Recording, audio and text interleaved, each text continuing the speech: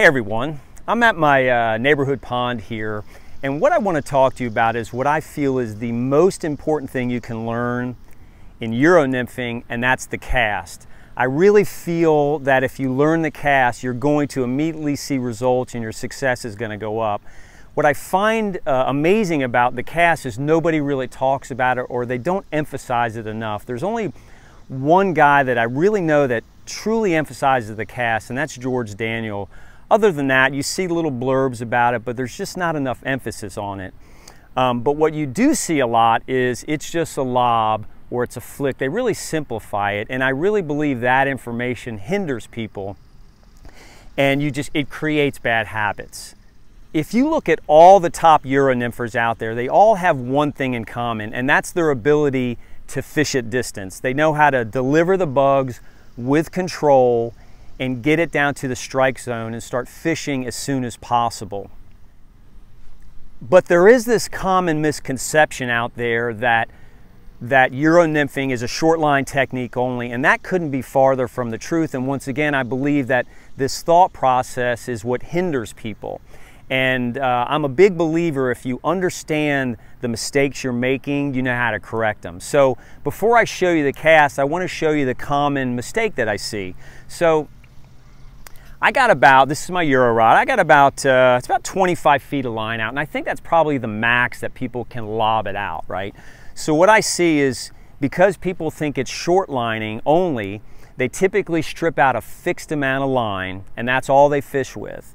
So at 25 feet, and this is a 10-foot 9-inch rod, but at 25 feet, I can pick it up and just kind of go and lob it out, right? That's what I see, some variation of that. Just get it out. So they just try to get it out, and then once it's out, they start making adjustments to get tight to that sighter. So the lob is typically a two-step process, one being this, and then two, that. So the fly lands, and then the second move is you've got to get tight to your sighter, because you know that you've got to get tight to that sighter to be in contact with your bugs. The problem is how it lands. And the way it lands is, if this is the bug and this is the rod tip, when you lob it out, you get this reverse belly, right? Which is slack. So that makes you pull back to get tight to the sighter. And anytime you move that sighter, you're moving the bugs underneath the water. So a lot of times you're pulling it out of the strike zone, or you're keeping it from getting into the strike zone. And the guys that are lobbers, they typically do better in those slower to medium currents, because it gives you time to get connected to your rig, and somewhere in that drift you can have a decent drift and you might have some success, but you're missing that whole drift. So you can extend that drift and fish the whole run if you learn how to deliver those bugs and start fishing immediately. But where you struggle massively with that lobbing technique is anytime you're in heavy water, larger rivers, where you've got to deliver those bugs and you got to get them down quick in those heavy currents, or anytime you're in those low crystal clear waters that you've got to back away from the fish and fish at distance, you're going to have a hard time with that. So what I want to do before I show you the Eurocast is I want to show you the typical traditional fly cast, and I think you're going to see that they're very similar between the traditional fly cast and the Eurocast. So this is a 9-foot 4-weight, and I have about 40 feet of line out, and you can see the motion of the cast, right? A little bit of arm, a little bit of wrist. You can also do it wrist if you're not casting too far. But when we release the cast, when we go on our forward cast, we stop, rod's pointed high, and then we release the stored energy that we've stored behind us on the back cast, right? This rod was designed to be loaded with the fly line, and then as you move forward, you're releasing that stored energy to cast it out. But you can see when I stop, rod is pointed up, it's an extension of my forearm. Everything is parallel. Now I'm going to pick up the Euro rod, and I'm going to show you that the casts are very, very similar. Now I have my Euro rod. This is a, once again, it's a 10-foot 9-inch 3-weight. I have about 25 feet of line out. And there's a couple things you need to know. First of all, we don't want to cast from here, we want to cast from here, okay? We want to have our arm forward, and if momentum is taking our arm back, we're always going to slide it forward and release, okay? And the reason we're releasing out front here is because if we cast from here, we're losing distance. If we move our arm forward, you're picking up at least, depending on the length of your rod, at least 2.5 or 3 feet of distance with the same motion. That's one thing you have to do, cast out front. The second thing you need to know is we have to have, on our back cast, we have to have our bugs exactly 180 degrees behind us to get to the destination in front of us. So a lot of times in my video, you'll see me making false casts, and what I'm doing, if I'm not trying to get more line out for distance, a lot of times I'm making these little micro adjustments to move my bugs to the 180 degree behind me to get to the destination in front of me. Really important. So let's take a look at that cast.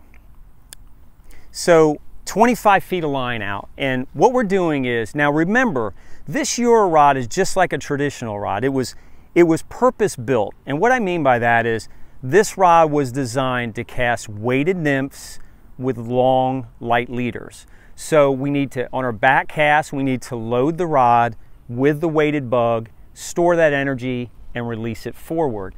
But we're doing everything with smooth moves, not these jerky moves, because anytime you go quick, your bugs are going to bang into the rod. And I don't care if you're casting a regular fly line or a Euro rod. So any quick movements are bad. Everything is slow and in control, okay? So arm forward, and you can see right there, that's the motion right there. You can see real smooth, real easy motions, and I'm delivering that bug. When I look at that spot right here, I am delivering it exactly where I'm looking, and you can see rod stops at a high position. What happens is the bugs are coming over and they're hitting just like that, and I have this tight connection going back to the tip. There's a big difference between it lobbing in like this or shooting over and landing like that. And one thing you do want to do is square those shoulders to the target. You want to be square to the target because you're just going to be much more accurate. If you're casting sideways, it tends to go across your body. So square to the target, store that energy behind you, and release it forward. So when you go in your back cast, you're actually going to feel the bugs tug behind you. When you feel that tug, then you can slowly accelerate and move forward. And you come to a nice stop. You don't come to a quick stop, because if you come to a quick stop, you're going to have all this wobble in your rod, which sends vibrations down your sighter. So everything is smooth. You can see it's just a nice, easy stop. Nice, easy. So I can reach out farther. I'm going to cast 30 feet. You can see it's no different. I'm going back, I feel the tug, and I go forward. Rod stopping high. You never lose connection. That's why everything is smooth. You just really never lose connection. You feel the tug and you go forward. I'm never dropping my rod. My wrist is not breaking parallel.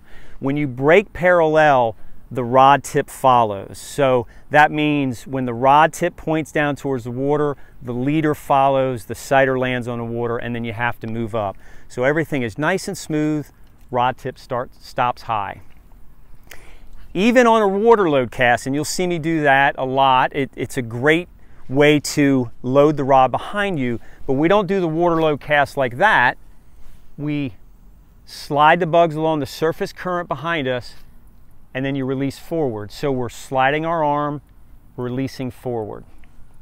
My suggestion to you would be practice this in your yard out back. I mean, you can do it anytime you want. Put on a 3/0 bead or a 3.5 bead, cut the hook off, pick a 20-foot spot in your yard and master that 20-foot cast. Don't do it on the trout stream, because a lot of times when we're practicing things out there, we are more focused on catching fish and we kind of fall back into our bad habits. But just master that 20-foot cast. Pick that spot in the yard, deliver those bugs with purpose, have it hit the grass, and have it a straight connection going back to the rod tip. And I truly believe if you master the Eurocast, the whole river opens up for you.